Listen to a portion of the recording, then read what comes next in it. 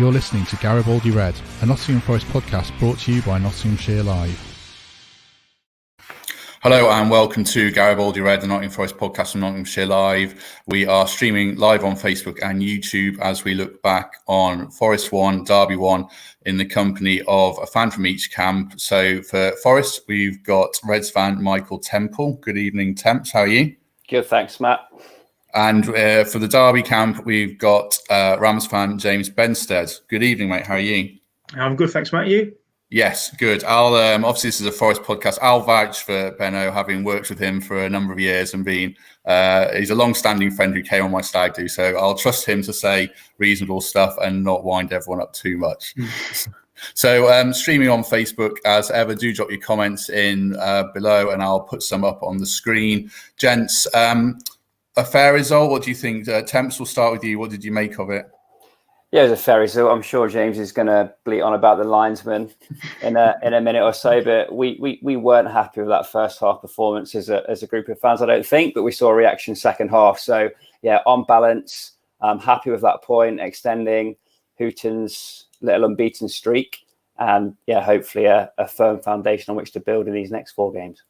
Do you want to bleat about the linesman then or anything else? Rams always bleat. Yeah, no, I thought it was a fair result.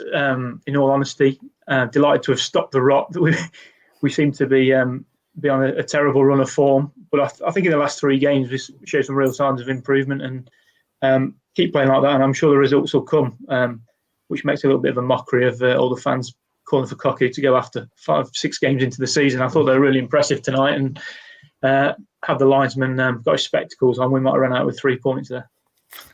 We'll come on to that as we go through the game. I mean, to be fair, I thought Derby were the better side, and Forest, if either side deserved to win, it was Derby. So perhaps Forest got away with it a bit, but you certainly take the point against your arch rivals. And I think it's been 3 calendar years now since Derby actually beat Forest, just to rub that in, James. About it seems like it as well. It's been a long, barren run. Let's start with team selection from a Forest point of view then. Temps, fans have been crying out for 4-4-2. Houghton went 4-4-2, and it was a bit of a flop, to be fair, really. But what did you make of the team when it was announced? Yeah, ultimately it didn't work. First half, we were blunt up top. I think that Forest fans had cried out for good reason for that shape. I think Lyle Taylor is one of our best players and should be in the side, and Grabban's reputation kept him in from the start of the season. So lots of work for those two to do if they are going to be the front two in a 4-4-2 on an ongoing basis. I think the competition for places in the midfield is a really interesting thing. Yatesy proved his worth tonight. You've seen Knockout and Freeman on a Forest bench, which is frightening, really. And I'll be really interested to see who gets the nod going forward. But yeah, the team selection in the middle was quite combative, with Arter and Yates in that pairing to give some license to the wide boys. But yeah, I was pleasantly surprised when I saw the side announced. Then as that first half went on, some of that enthusiasm waned. But it's going to take time, and it's good to have another tactic in the armoury because we have held on to that 4-5-1 for too long. I'm just going to flash up a couple of quick comments before we go through the game. I mean, reflecting the views of people, Derby unlucky not to get 3 points from Steve Shelton and Philip Tomlinson, a decent point, and we're improving. Derby are a decent team. I thought Forest would win the game, to be fair, and Derby surprised me how good they were. Buchanan seems to be a player that Derby fans aren't too enamoured with, from what I've heard of him. But I thought he was really good first half, James, and caused them a lot of problems, along with Lawrence and Jason Knight. What you were impressed with for Derby's first half performance? Yeah, very much. I was impressed with them in the first half against Huddersfield. It's just this lack of cutting edge up front. But I thought Waghorn gave us a little bit more tonight, and that's why I don't think you can judge the manager just yet with all the injuries and the off-field stuff he's had to deal with. I thought Shinnie and Knight won the midfield battle comfortably for most of the game, for 70 minutes of it, which begs the question, where does Rooney fit into that? Because I thought we were more energetic actually without him in the side tonight, and I thought we looked a little bit better for it. So it's a difficult one when he comes back, where he slots into that, because I thought the energy was a big plus tonight, and certainly Buchanan at left back is a major plus in the last 2 games also. I think most Derby fans would admit that £11 million for Bogle and Max Lowe, the two fullbacks replaced by Byrne and Buchanan at the moment, looks a pretty good deal when there's £10 million in the bank and those two playing on the left and right. So, pretty positive signs, really. Derby's midfield did give Forest a bit of a going over in the middle there with that extra man in the first half attempts, even though I thought Yates was excellent. Were you almost relieved when they changed it at half-time? I know Grabban went off injured, but it probably did prove to be a blessing in disguise, didn't it? Yeah, Graham Shinney was hard to play against today. He was the outstanding player on the Derby side for me. Was relieved to see that change made. I think there's familiarity to come for Forest. And I read Sarah's ratings on the site just while I was waiting just before. And I think the one thing we perhaps disagreed on was the performance of Wanu. I thought he was very wasteful today at left back. I think his passing was wayward and he didn't quite have the quality on the crosses that he's known for.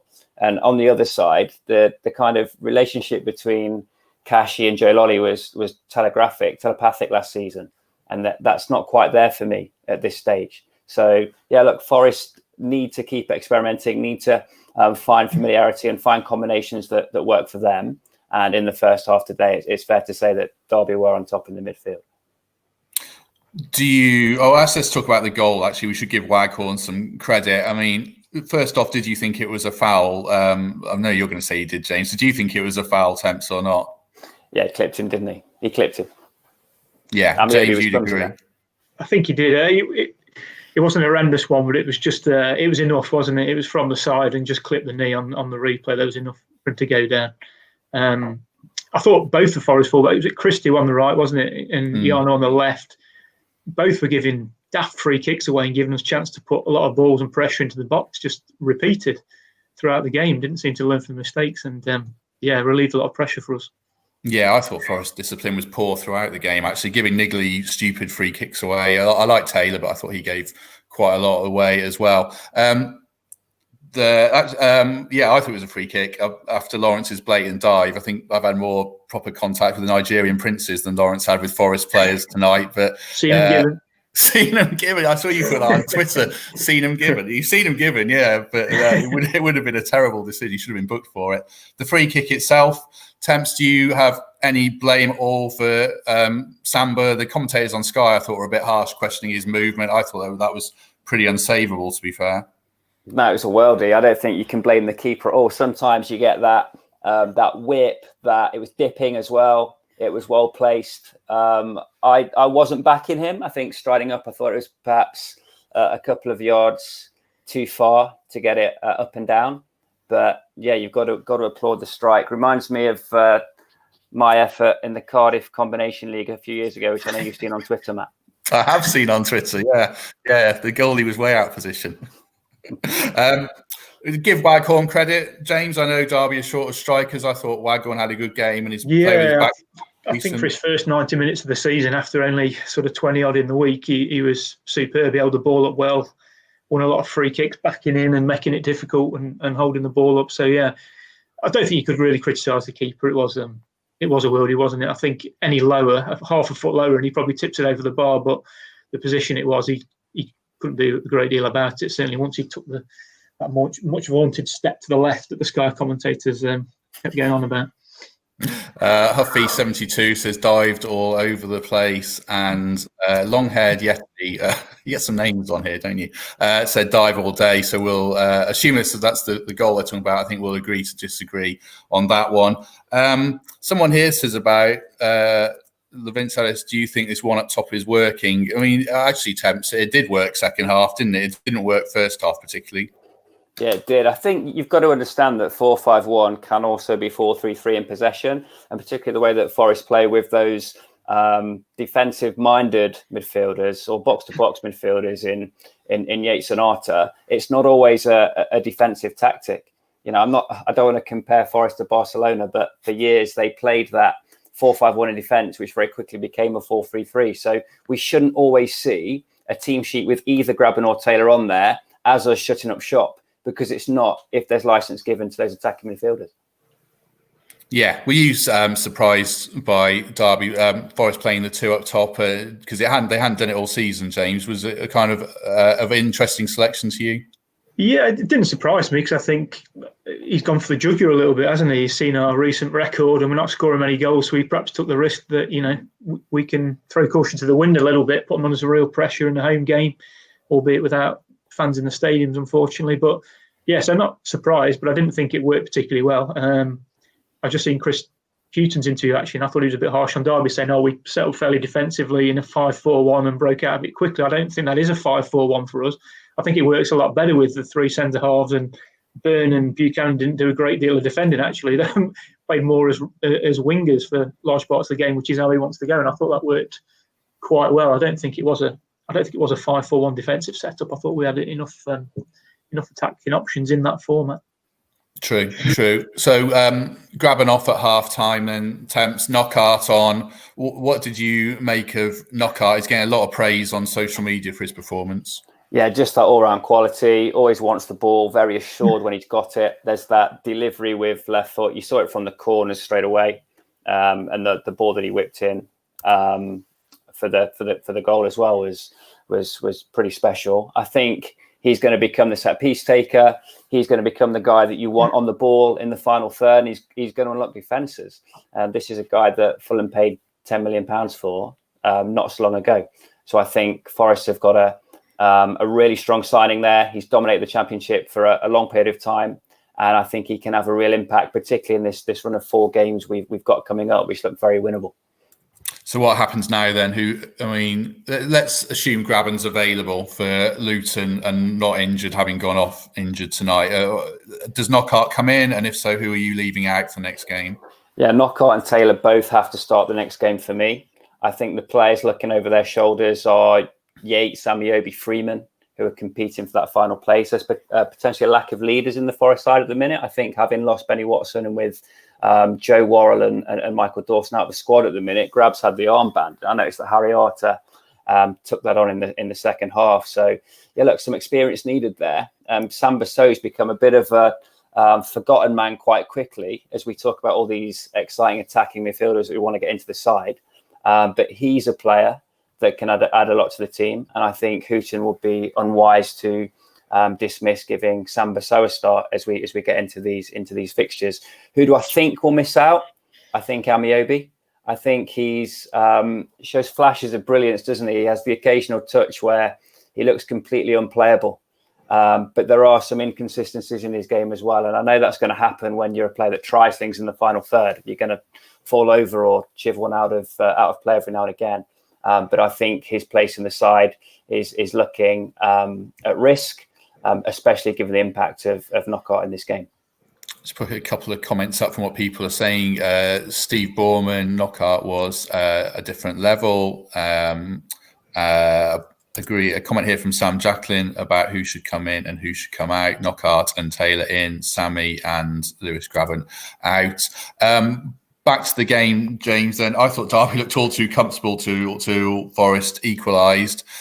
Were you feeling a bit too relaxed there at home watching the game, do you think? No, never relaxed watching Derby. I've seen it too many times. That second chance to Shinnie just fell to the wrong guy on his wrong foot. I think if that fell to anyone else, Lawrence just puts his laces through it and probably 2-0. But that was a bit unfortunate from a Derby perspective. But No, you can always see Forest coming back into it. And like you say, Knockaert was a massive difference. He always plays well against Derby, always has done for Brighton, Fulham, wherever he's been. Always seems to score against us as well. But equally, as an opposition fan, I don't like playing against Amiobi. He always looks like he's going to make something happen. He's awkward. I get he's frustrated at times for home fans, but equally, he just looks like he's got some sort of X factor about him. He's going to make something happen at any point. But yeah, I guess looking back on it now, when you're not in the heat of the moment, we were fairly comfortable for large parts of it. It started looking a bit dodgy from set pieces, if anything. But yeah, I thought we at least deserved a point and could have stolen at the end, as previously discussed. Yeah. I forgot that Shinnie chance. I've written down in my notes here. That was the turning point in a sense, Temps. I mean, would Forest have come back from 2-0? No, you're dead at 2-0 at that stage of the game. I think it was, wasn't it? He was the outstanding player in the game for Derby, but he's not a goal scorer.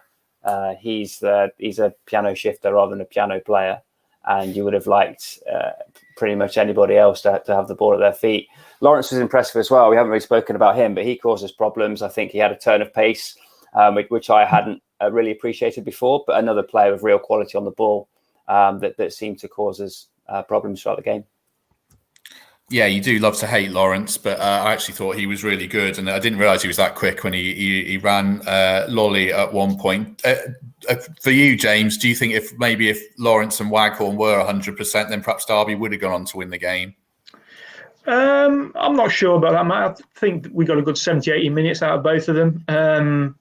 They didn't look jaded anyway, did they, for that time? I think maybe after an hour, Lawrence started fading a little bit, looking a bit tired, but he was still dangerous from set pieces and stuff. But I should mention Josiak, who I thought was brilliant on the other side. I thought he's just got something about him where he's one of these who doesn't look quick, but he just drifts past players and glides past people. And he's certainly got something about him. He's grown into the English style now, having had 4 or 5 games. We've got high hopes for him, I think, as fans. So, yeah, I think it's looking positive. Now we've got a centre forward. I think it's no secret that we needed a number 9, and Chris Martin's out there banging goals and assists in for Bristol City, and we couldn't offer him the money he obviously wanted to stay. So that was a big miss. And this is why I think you've got to give Koku time. He's been dealt some terrible hands off the field in terms of injuries and all the other nonsense that's gone on in the past 12 months. So I think it's very premature for Cook to call for him to go. He doesn't look in any way like he's lost the dressing room. The performance tonight showed that. And, to go there and be the better side for 60 minutes of the 90 there was... doesn't look like a manager who's struggling to me. So I just think we need to believe in the project, for want of a better description. I'm like a Sky commentator there, but yeah, when he took over from Lampard left a mess, and the fans said we need to trust him to bring the young players through and the long-term project, give him 3-4 transfer windows. Well, that's the period we're in now. This is where we need to keep the trust that he'll get it right. We can't suddenly start saying, "Oh, we'll go back to square one and rip the book up again." So. Yeah, I think we just need to stick with it, and there's enough positive signs there that we could, playing like that, we could go on and win 2 or 3 on the spin, and everything looks a bit different. Yeah, they certainly didn't look like Forest in the latter days of Lamucci, where Forest looked doomed. I thought Derby were good. I'm going to give you a second chance to moan about the ref now, James. Forest goal. Derby suggested there was a push on Davies. Are you going to go with that as a Rams fan or not? I thought it was a mess, wasn't it? It was a mess in there, and you think had it been VAR, there's probably hands on shirts and all sorts of things, and which might rule it out. But equally, I guess you've got to stand up to the rugged physical nature of the game, haven't you? And I didn't buy Koku's argument that the players then interfering with the keeper's line of sight. It's far too close to him. It's not offside. He's free to whack it in, and he does do. But yeah, I think at the other end, it's an entirely different story. I don't think whether Waghorn's within 3 yards of his line of sight or 30 yards, I don't think the keeper saves that. It's right in the corner, and it should be 3 points. I can feel Koku's frustration there. Oh, you've jumped ahead. Go on then, Temps. Let's talk about that disallowed goal. Oh, do you know what? If that was a Forest goal, I would want it to stand, to be honest. I know that Waghorn's momentum is carrying him in towards Samba's line of sight, but I can see why Koku was annoyed. Do you think Forest might have got away with one there or not?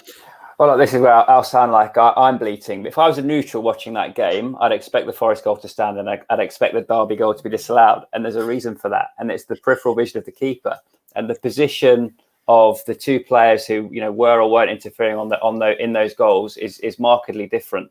Waghorn jumped over that ball. He was active. He was 3 yards away from it. Yeah, well, depends when you press pause, doesn't it? Depends when you press pause. But I think any neutral would attest that the correct decisions were made.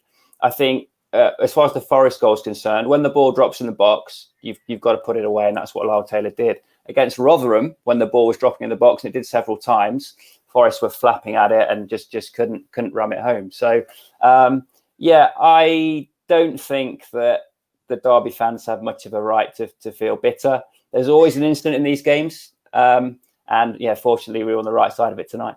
Yeah, I'd say that I think if you I don't think we want VAR in the Championship, do we? But I guess if we had it tonight and the referee goes and looks at a monitor on the side of the pitch at the point of impact with Josiak's foot, I think he concludes that Waghorn's 2-3 yards to the left of the keeper's side of vision, and the goal stands, and he ain't saving it anyway. So I guess we have to agree to disagree on that. I will agree with that. If the player hadn't have been there, the finish was right in the corner, and Samba was never getting that. So I think the disappointment should be with the awareness of the player to be where he was, because there was no need for him to be there, and he was clearly offside. Yeah, I think the jump is not a jump over the ball. It's a jump to try and, because he's knowing he's infringing on the keeper, isn't he, a little bit? So he jumps to sort of try and alleviate that. Which probably highlights it even more. Yeah, it did. Whereas if he, like you say, with his momentum, if he managed to stand still and stay back 5 yards away and just put the arms up, he's nowhere near it. But he couldn't do that, unfortunately. But I still think, and maybe I am biased, but I still think if the referee looks at that on the monitor, then the goal stands, because he sees that he's too. I can see what the linesman give it, because from his view, it looks like he has jumped over the ball. But I think if the referee sees it again, he might have a different view. Yeah, it's interesting. If there was VAR, then I think a ref might have given it, because it comes down to the ref, then, doesn't it? You never know, do you? No, exactly. The intricacies of VAR. So yeah, I don't want VAR in the Championship at all. Forest goal, then Taylor gets it. Do you think this is the Taylor up and running now, Temps, or not? Yeah, I do. I was really impressed with him last season. Did the old YouTube research when it was announced that we were signing him, and obviously watched him at the City Ground, where he was a real handful playing against us last year. I think he's a really good all-round player. He plays with fire in his belly. He's got that aggression. A couple of niggly fouls tonight, but I wouldn't want to be a defender on his shoulder. And he's got the quality as well. I think we need to get the service right. We're clearly putting more crosses into the box this season than we were last. A couple of them a bit behind him, over his head today. But yeah, I'm gonna back him to get somewhere near 15, 16 goals in his first season at Forest. I don't think we can rely on Lewis to be hitting 25 again. So they're both going to have to chip in with that kind of number if they're going to prove to be a strike force that's going to get us somewhere near the top 6, which still looks a long way off at the minute. But yeah, look, he proved his quality tonight. He was first to react, and there was real quality in the finish.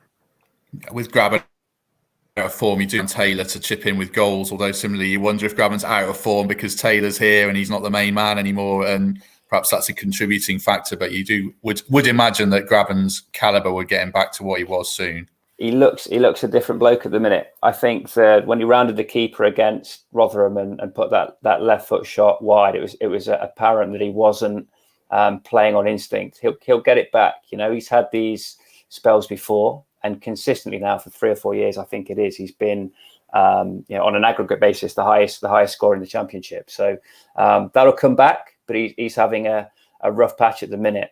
And Lyle Taylor needs to step into his boots and, not a few himself.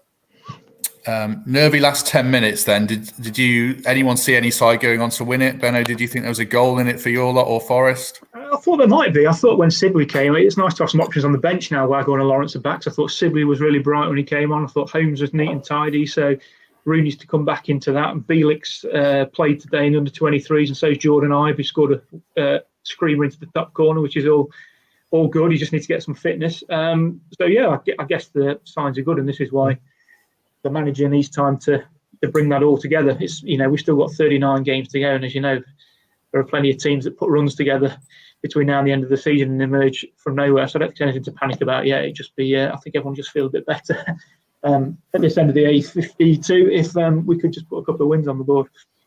Are you of the same sentiments, Temps, about Forest and a couple of wins on the board, and we're moving in the right direction under Houghton at the moment? Yeah, I mean, look, there are 2 reasons to be optimism for me, right? So Chris Houghton has made us hard to beat. He's unbeaten in 3, and he took over a team that was easy to beat. We were rolling over in some of those games in the early part of the season. We now have this run of 4, Luton and Borough away, followed by Coventry and Wickham at home. I think there's 10 points in those 4 games. That's an optimistic statement. But given the depth of the squad, given the introduction of Knockaert, and I think there'll be continued improvement from within and across the wider squad as well. I do feel confident. I think that we're 7 games in. Admittedly, we're 20th in the Championship. It's not where we want to be. Let's see where we are after 15 games and reassess. But I'm backing Chris Houghton. I think he's a proven quality manager in the Championship. I think he's got a really good squad of players around him. And I might have to eat these words at some stage, but there's no way this squad will finish in the bottom half of the Championship. Just not possible. Right. We'll finish with Forest man of the match. So if people want to drop their man of the match in the comments, I'll put a few in. Right. Benno, because this is a Forest podcast, I'm not really bothered who Derby's man of the match was. So were there any Forest players who, as not a neutral, but as someone who doesn't see Forest often, are there any Forest players that stood out to you? I thought Knockout was the difference when he came on. I thought if anyone was gonna pinch it for you, it was going to be him. He was going to create something or cut inside as he does from the right and whip one into the top corner, which I've seen him do against us several times. It was nice to know that everything's still all right with the world that Cyrus Christie's a worldie in the final third, but can't play in the defensive third. It was. But yeah, I'd say probably Knockout. I always like Harry Arter, who's neat and tidy, but he's always got a naughty foul in him, hasn't he, as well, near the end with a yellow card there. Excellent. That's what we need. That's what we've been lacking. We've been way too soft for too long. We'll just put some comments up. Knockout from Steve Borman. Oh, hang on, that's Steve Borman again. Steve Cash, sorry. Knockout, Dean Spencer. Knockout.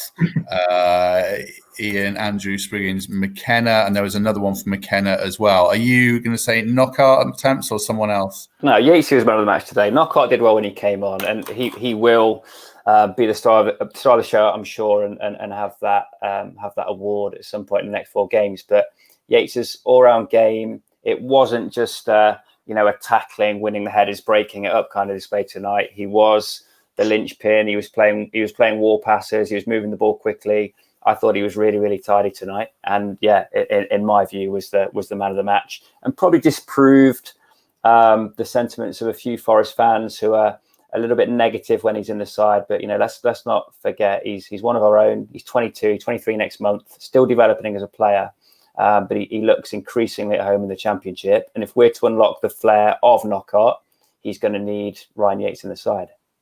Yes, you've rallied the Yates brigade a bit there. Tom Clifton said Yates. Darren Oram says Yates. And Lawrence Ellis says Yates. And I'll agree with you for Yates. I thought he was excellent all over the pitch defensively and breaking forwards. And one of the bugbears about Forest fans is that he can't pass the ball. But I don't agree with that.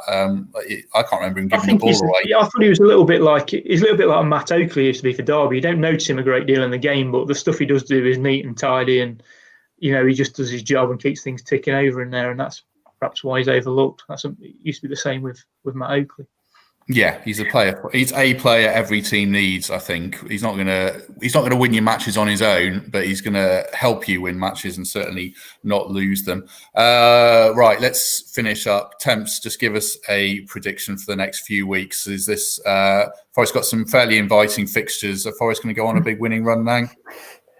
Yeah, I think I said before, we're going to get 10 points from these 4 games. I think, look, teams can turn it on at home. So let's put Luton or Borough down for a draw or win the other one. We've got to beat Coventry and Wickham at home. The resources we have, the momentum we're developing, I'd be really disappointed if that wasn't back-to-back wins. So I'm looking at these next 4 games as a bit of a segment, and backing us to get 10 points from them. Excellent. Well, I think we'll leave it there for tonight. We'll be back on Tuesday with a good episode looking ahead to the next game with Luton, with a couple of guests on that. Thanks to everyone who watched along, especially as it's 10:45 on a Friday night, and there's been a lot of people watching and commenting, so we appreciate that. Thanks to you both for joining me. I hope you enjoyed it, gents.